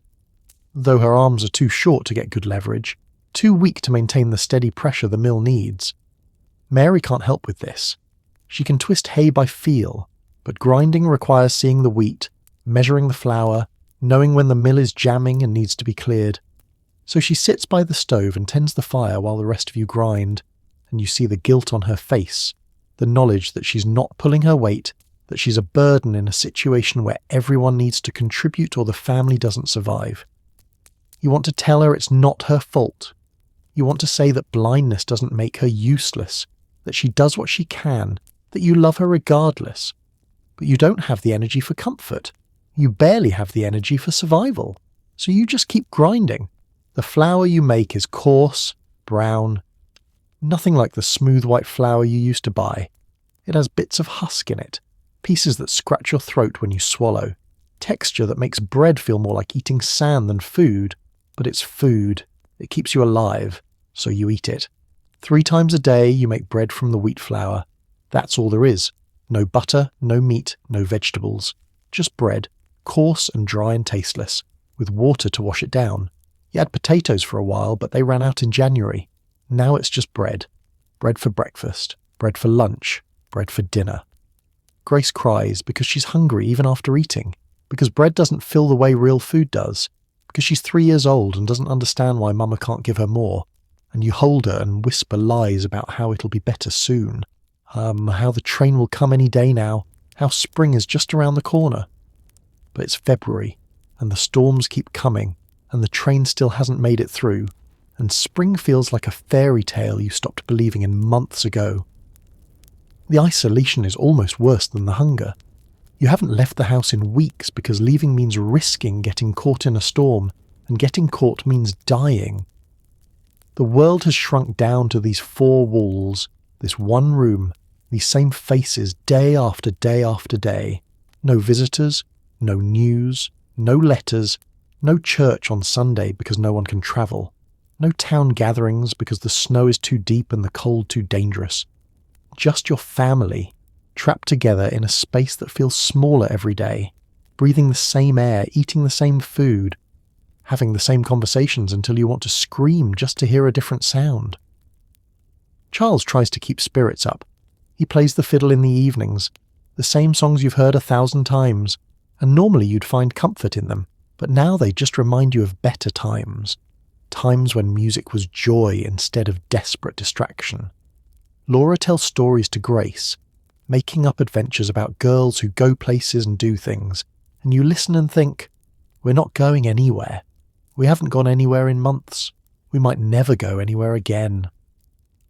Mary sits silent most days, her face turned towards sounds you make, tracking your movements through the room like she's memorizing where everyone is in case something happens and she needs to know. And Carrie, quiet, steady Carrie, watches you with eyes that are too knowing for a 10-year-old, eyes that understand more than you want her to, eyes that have already figured out that adults don't have all the answers, and sometimes mothers are just as scared as children but better at hiding it. You're losing weight. All of you are. The bread keeps you alive, but it doesn't nourish, doesn't build, doesn't sustain the way real food would. Your dresses hang loose. Charles's face is gaunt. The girls look like they're made of angles and shadows, all sharp edges and hollow spaces where softness used to be. And every morning you wake up and think, one more day, just one more day. And every night you lie down and think, we survived today, maybe we'll survive tomorrow too. And the storm outside keeps screaming and the wheat pile keeps shrinking. And the calendar says March, but it might as well say never, because time has stopped meaning anything except the space between storms and the count of how many days you've been trapped and the growing certainty that you might die here. Not dramatically, not in some story people will tell, just quietly, slowly, ground down by cold and hunger and isolation until there's nothing left. But you don't die. Not today. So you get up and you grind more wheat and you twist more hay and you make more bread and you feed your daughters and watch them eat and count it as victory. Because that's what survival looks like. Not heroism, not triumph, just the stubborn, exhausting refusal to stop breathing. One more day, just one more day, and then another and another, until the winter finally ends or you do. It's mid-March when you realise you might actually lose your mind before you run out of food. The wheat supply is almost gone, enough for maybe another week, maybe 2 if you make the bread thinner, the portion smaller, if you feed your daughters and skip meals yourself. But the physical hunger isn't what's killing you. It's the sameness, the endlessness, the way every day is exactly like the one before. Wake in the dark because you're conserving lamp oil, grind wheat until your hands cramp, twist hay until your fingers bleed, make bread that tastes like despair, feed the children, tend the fire, sit in the dimness because even during the day, the snow covering the windows blocks most of the light, and wait. Wait for the storm to stop, wait for the train to come, wait for spring, wait for something to change, but nothing changes. You've read about prairie madness, the thing that happens to frontier women trapped in isolation, the darkness that creeps in when you go too long without seeing another human face, when the wind never stops and the horizon is too far and the emptiness presses down on you until you can't tell where you end and the void begins. You used to think it was exaggeration, hysteria, the kind of thing weak women succumbed to, women who weren't strong enough for the frontier. Now you understand. It's not weakness. It's the inevitable result of being human and being trapped and being alone with your own thoughts for so long that they start eating you alive from the inside out. You catch yourself standing at the window, the one patch not covered by snow, staring at nothing, not thinking, not crying, just standing empty. Or do you like you've forgotten what you were supposed to be doing, and your body is waiting for your mind to come back online and give it instructions? Charles finds you like that one afternoon, and he touches your shoulder gently, and you flinch like he's hit you because you forgot other people could touch you, forgot you weren't completely alone in your own head. "Caroline," he says softly, "are you all right?" The question is so absurd you almost laugh. All right. You've been grinding wheat for 4 months. You've eaten nothing but coarse bread since January. Your children are starving slowly and you can't fix it. You're trapped in a house with no escape, no relief, no end in sight. You buried a son in Iowa and a daughter went blind in Minnesota, and you've been dragged across the frontier for 20 years like cargo, and now you're going to die in Dakota Territory, in a house that was supposed to be permanent, but feels more like a tomb. Are you all right? I'm fine, you say, because that's what wives say. But you're not fine. You haven't been fine in years, maybe decades. You've just been functional, which is different. Charles looks at you like he wants to say something, like he can see the cracks forming in your carefully maintained facade, but he doesn't know what to say because the truth is too big and the solution doesn't exist, and acknowledging how not fine you are would mean acknowledging he's the one who brought you here. So he doesn't say anything. He just goes back to twisting hay, and you go back to grinding wheat, and the moment passes like it never happened. But something has shifted inside you. You're not sure what exactly. Just a subtle rearrangement of your internal landscape, like a piece of furniture moved slightly to the left, changing the whole room's balance. You start having thoughts you've never allowed yourself before. What if Charles hadn't insisted on moving to Dakota? What if you'd said no, actually no, and stood your ground and refused to come? What if you'd left him back in Wisconsin, taken the girls, gone to live with your mother, chosen poverty and judgment over this endless, exhausting cycle of displacement? Would Freddie still be alive? Would Mary still be able to see? Would you still be a person instead of this hollow thing that performs the motions of living without actually living? These thoughts are dangerous. They lead nowhere useful. Regret doesn't change the past, and what-ifs don't feed your children. But they come anyway, circling in your head during the long dark hours when everyone else is sleeping, and you're lying awake listening to the wind and wondering how much more you can take before something inside you breaks permanently. Laura notices. Of course Laura notices. She's always watching, always seeing more than anyone realizes. One morning, while you're grinding wheat with hands that shake from exhaustion, she says quietly, "Ma, are you scared? You want to lie. You want to say no. Mothers aren't scared. Mothers are strong. Mothers protect. But you're so tired of lying." "Yes," you say. Laura nods like this confirms something she already suspected. Then she says, "Me too." And somehow that helps. Not enough, not nearly enough, but a little. Because at least you're not alone in your fear. At least someone else sees it and isn't running from it. At least your daughter knows that strength doesn't mean pretending you're not terrified.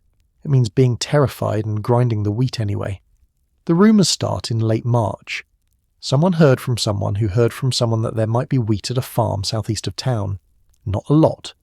Maybe 60 bushels. Maybe less. Maybe nothing at all. Just rumour, hope, desperation dressed up as information. 2 young men, Almanzo Wilder and Cap Garland, volunteer to go find it. They'll take horses, ride out between storms, try to make it there and back before the next blizzard hits. Everyone knows it's insane. The snow is still deep, the storms are still coming. Getting lost means dying. And dying means leaving their families without sons, without help, without hope. But they go anyway, because staying means starving for sure, and going means maybe, possibly having a chance. You watch them leave, 2 dark shapes disappearing into white, and you think, that's what courage looks like.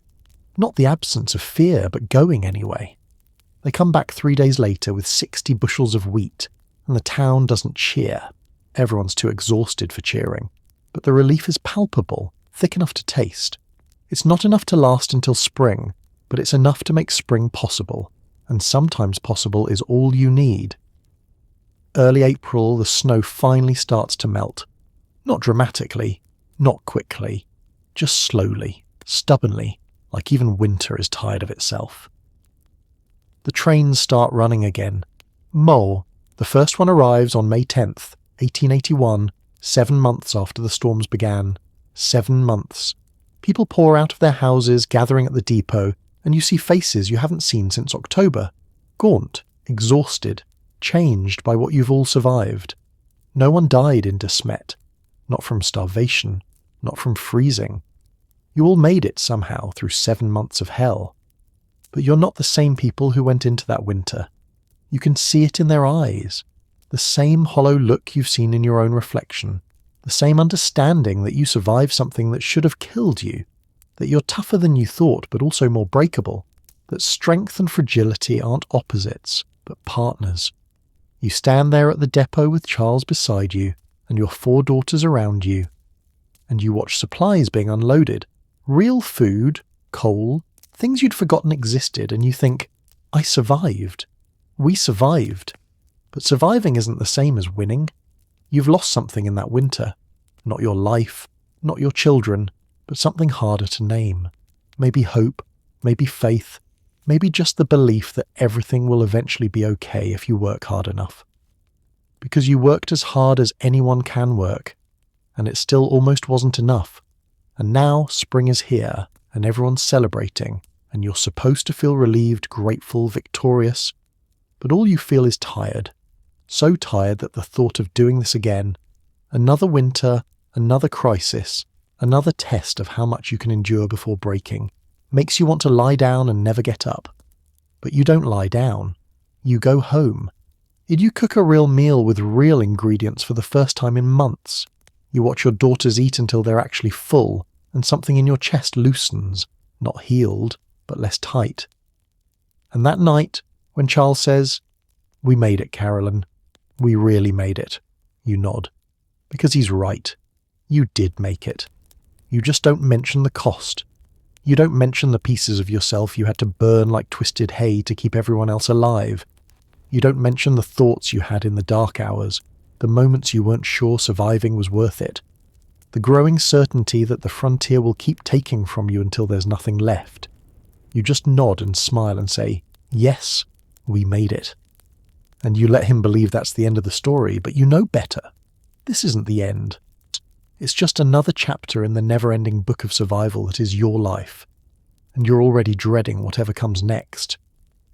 Spring comes to De Smet in 1881 with a kind of desperate beauty. Flowers pushing through snow-flattened grass, birds returning to a landscape they'd abandoned, the sun finally warm enough to believe in again.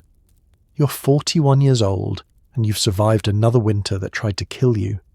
The question now is, what do you do with the life you fought so hard to keep? The town rebuilds quickly, or at least pretends to, because rebuilding requires admitting how close you all came to collapse, and frontier people don't like admitting weakness. Stores restock. The church holds services again. Children who spent 7 months trapped indoors finally run outside and remember what movement feels like. But something has changed in De Smet. You can see it in people's faces, a new wariness, a deeper understanding that this land doesn't care how hard you work or how much you deserve to survive. It'll kill you anyway if the weather's right and your luck runs out.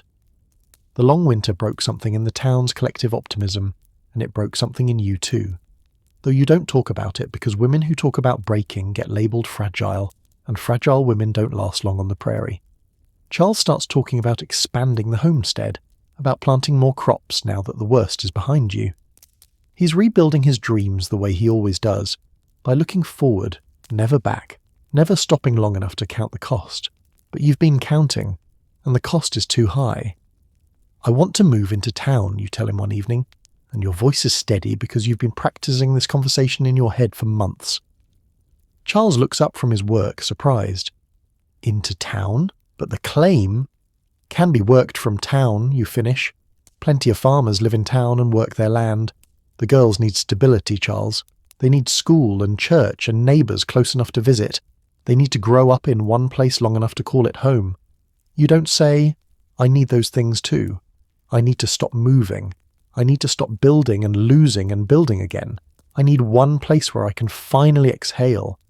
But maybe he hears it anyway, because after a long silence, he nods.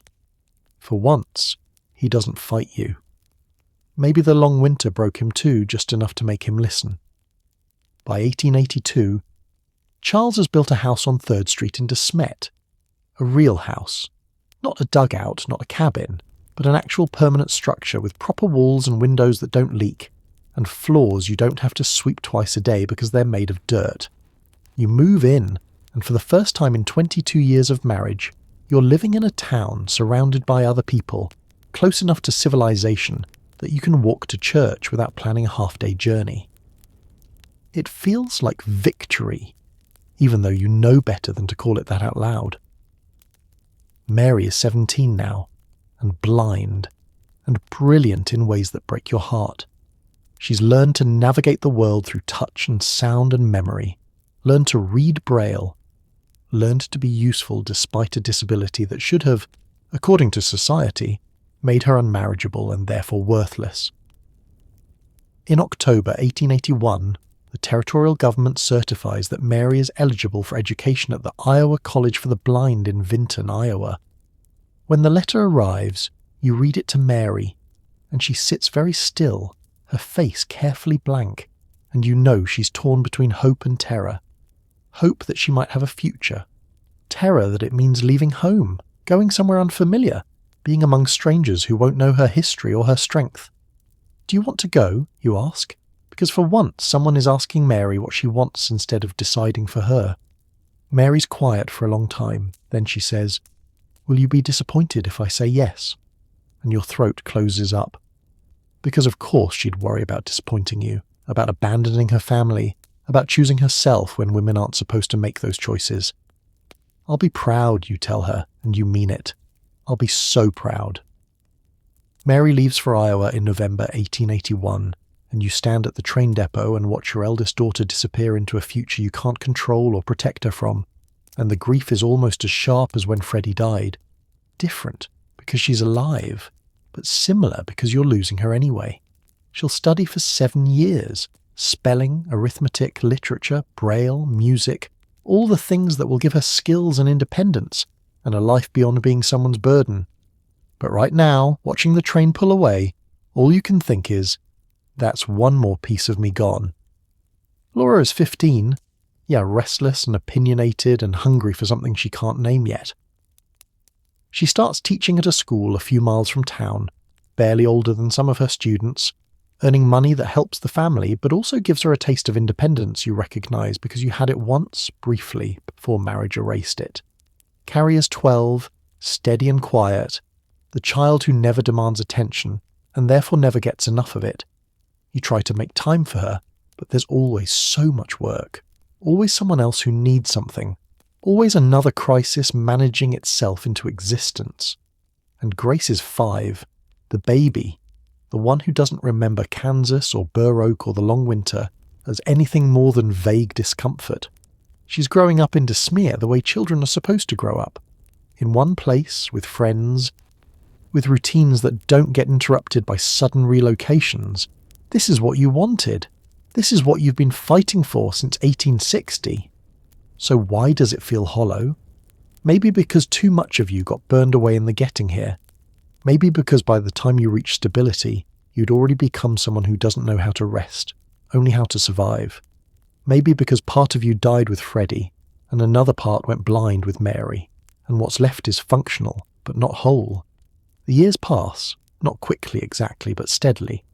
1882 becomes 1885 becomes 1890, and the girls grow up and leave like daughters do, like you did, like every woman who's ever been raised to believe her purpose is to stop being her father's daughter and start being someone else's wife. Laura marries Almanzo Wilder in 1885, a quiet man, a good man, a man who looks at her like she matters, which is more than a lot of frontier women get. They have a daughter, Rose, in 1886, and suddenly you're a grandmother, which feels impossible because weren't you just a daughter yourself? Just a girl watching your own mother survive widowhood? Time is a thief, and it doesn't ask permission. Carrie grows up and eventually leaves too, finding work, finding her own life, proving that quiet children can be just as strong as loud ones, they just show it differently. Grace stays longer. Grace is the one who doesn't run from home, maybe because she's the only one who got to have a childhood here that wasn't interrupted by disaster, and Mary comes back after her 7 years at the Iowa school, educated and capable and still blind. Still your responsibility because unmarried blind women don't have many options, no matter how smart they are. She lives with you and Charles in the house on 3rd Street, helping with household tasks she's memorized, reading in Braille, living a life that's smaller than she deserves, but bigger than society expected to give her. The 1890s crawl by with a kind of slowness that makes you realize you're getting old.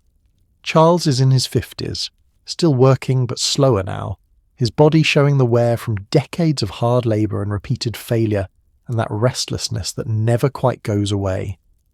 He talks less about moving. Maybe he's finally tired. Maybe the long winter taught him what you've known all along. Sometimes staying is braver than going. You're in your 50s too, and your hands ache in the mornings. And your back protests every time you bend to pick something up, and you catch yourself sitting more often, resting more, like your body is quietly informing you that it's done more than its fair share, and it would appreciate if you'd slow down. But you don't know how to slow down. Slowing down feels like dying, so you keep moving, cooking, cleaning, caring for Mary, managing the household, doing all the invisible labour that keeps a family functional, but never gets counted as work because it doesn't earn wages. Charles's health starts failing around 1899. Nothing dramatic at first, just breathlessness when he climbs stairs, fatigue that doesn't go away with rest, pain in his chest that he dismisses as indigestion until it becomes too frequent to ignore. Heart trouble, the doctor calls it, using the vague term that covers everything from minor palpitations to the kind of damage that's been building for years. You know what's coming. You've always been good at reading the signs, at understanding when something is ending, even before it admits it's over. Charles slows down. He stops working the claim. He spends more time in the house, sitting by the window, playing his fiddle less frequently because even that exhausts him. And you take care of him the way you've taken care of everything else in your life, efficiently, without complaint, with the kind of love that's been worn smooth by decades of use, but is still love underneath. On June 8th, 1902, Charles Ingalls dies in his bed on 3rd Street at home, with you beside him. He's 66 years old. You're 62. He's been your husband for 42 years. And you've hated him and loved him and resented him and needed him and survived him, often all at the same time. And now he's gone, and you're alone in a way you haven't been since you were 20 years old. The funeral is large. Charles was well liked, active in the Masons, known in town as a good man even if his wanderlust made him a difficult husband. People say kind things. They tell you how sorry they are. They bring food and sympathy and the kind of hollow comfort that doesn't actually help but at least proves they're trying.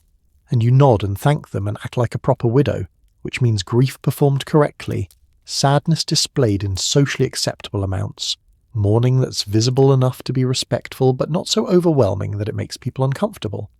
But inside, where no one can see, suddenly you're thinking, I'm free.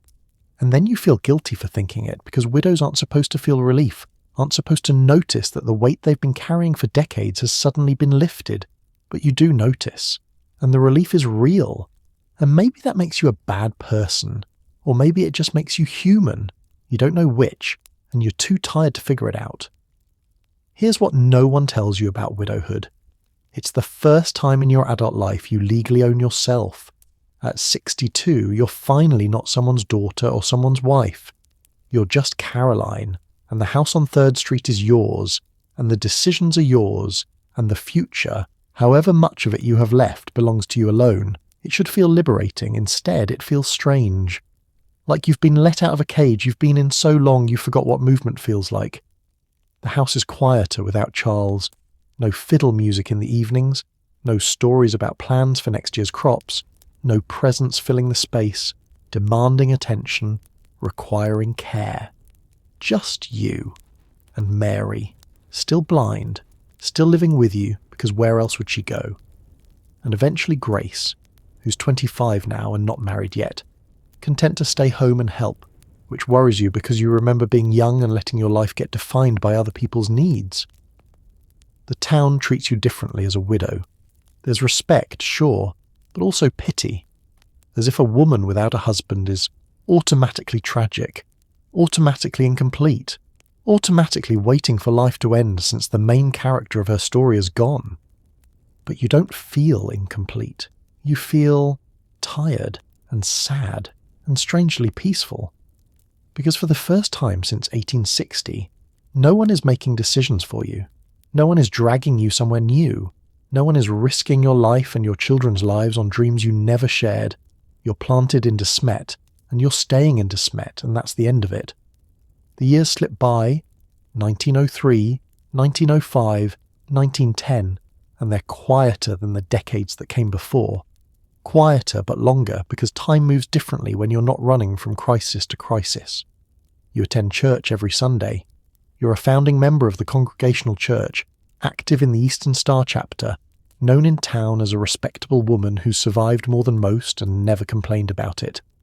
You visit with Laura when she comes back to De Smet, which isn't often because she and Almanzo settled in Missouri, building a life as far from the Dakota Prairie as they could manage while still calling it home. Laura brings Rose sometimes.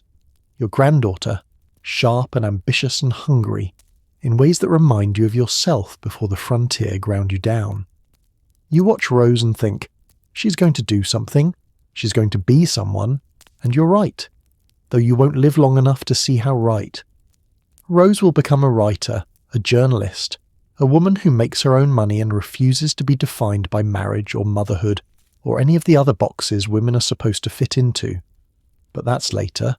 Right now, Rose is just a girl visiting her grandmother, and you're just an old woman trying to remember what it felt like to have that much energy. Mary never leaves. She stays with you through all the years, helping where she can, living a life that's smaller than it should be, but richer than anyone expected. You and Mary develop a routine. Mornings in the kitchen, afternoons in the sitting room, evenings are listening to Grace read aloud from books Mary can't see but can picture in her mind with perfect clarity. Sometimes you catch yourself talking to her about things you never discussed when Charles was alive, about your father's death, about Kansas, about Freddie, about all the losses that stack up over a lifetime until you're not sure who you'd be without them. And Mary listens, her blind eyes turned toward your voice, and sometimes she says things that are wiser than you expected. Things that make you realize your daughter understands more about survival than you gave her credit for. You did the best you could, May, she tells you one evening when you're talking about Freddie, about the guilt you still carry for not saving him. And you want to believe her, but belief is harder than survival, so you just nod and change the subject. Grace marries in 1901, right before Charles dies, in the parlour of the house on 3rd Street. You watch her walk down the makeshift aisle and think, that's the last one. All your daughters raised, married off, except Mary, living their own lives in their own ways. Your job is done. You've kept them alive through impossible conditions, and that should feel like victory. But it mostly just feels like ending. The 1910s arrive, and you're in your 70s now, ancient by frontier standards, a survivor of an era that's already becoming mythology. World War I happens, in a far away but touching De Smet anyway, through boys who leave and don't come back, through rationing and worry and the understanding that nowhere is safe. Not really. Not even places that feel far from the fighting. You watch the world change. Cars replacing wagons, electricity coming to town, telephones connecting people across distances that used to take days to cross. And you think, this is what progress looks like. Easier, faster, safer, and you're glad for it, even though part of you mourns the world you survived, the world that was brutal but at least made sense in its brutality. Laura starts writing in the 1920s, not the Little House books yet, but essays, columns, articles about farm life and pioneer days. She sends you some of her work and you read it and you recognise the stories, but not quite the way she's telling them. Everything's softer in Laura's version, prettier, more hopeful. The Kansas fever doesn't nearly kill everyone. The long winter is hard, but ultimately triumphant. Charles is charming, not reckless. You're patient, not exhausted. And Freddie. Freddie barely exists at all in her stories, like a child who dies in infancy is too sad for the narrative she's building. You don't say anything. You don't correct her. Because maybe that's what daughters do. They take their mothers' lives and edit them into something more bearable, something that doesn't hurt quite so much to remember. Maybe that's a kindness, even if it's also a lie. By 1923, you're 83 years old. Your body is failing in all the small ways bodies fail when they've been used hard for too long. Your hands shake. Your legs don't always cooperate. Or your heart, the physical one, not the metaphorical one, struggles to keep rhythm. Mary is 58, still blind, still with you. Grace visits regularly. Carrie writes letters. Laura is in Missouri, building her own legacy, not knowing yet that she'll spend her 60s writing books that will make your family famous in ways you never imagined. And you sit in the house on 3rd Street, the house Charles built, the house you've lived in longer than anywhere else in your entire life, and you think about everything you've survived. Your father drowning when you were 5. Poverty that should have killed you. Marriage at 20 to a man who loved you but loved moving more. Kansas and its illegal settlement. Walnut Grove and its grasshoppers. Freddie dying in your arms. Mary going blind. The long winter that tried to starve you all. And decades of work that never ended, never earned wages, never got counted as real labour because it was just what wives do. You survived all of it. You kept your daughters alive through conditions that killed stronger women. You made it to old age in a time and place where old age was rare, especially for women. That should mean something. But mostly, you just feel tired. On April 20th, 1924, you die quietly in your sleep in the house on 3rd Street at the age of 84. No drama, no final words, just the simple, unremarkable ending of a woman who spent her whole life making sure everyone else survived. They bury you next to Charles in the De Smet Cemetery, and the headstone says Carolyn Lakeweiner Ingalls, wife of Charles Ingalls, mother of 5 children. Wife, mother, not teacher, not survivor. Not woman who endured more than anyone should have to. Just wife and mother because that's all women's headstones say, like those are the only roles that matter. But you were more than that. You were the girl who lost her father and learned grief before she learned multiplication. You were the teacher who tasted independence and had it taken away by marriage. You were the woman who was dragged across the frontier against her will and survived anyway. You were the mother who buried a son and never fully recovered. You were the wife who learned that love doesn't always mean safety.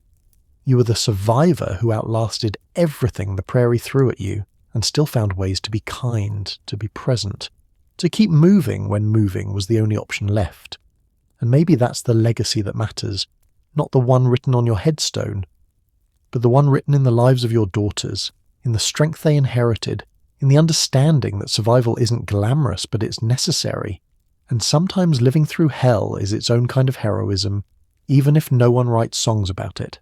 6 years after you die, in 1930, Laura sits down and writes your life. Not all of it, not the true version, with all the darkness and exhaustion and grinding misery that survival actually entails. She writes Pioneer Girl, an autobiography that's raw and honest and too real for children's publishers who want frontier stories to be inspiring, not traumatic. So, she edits.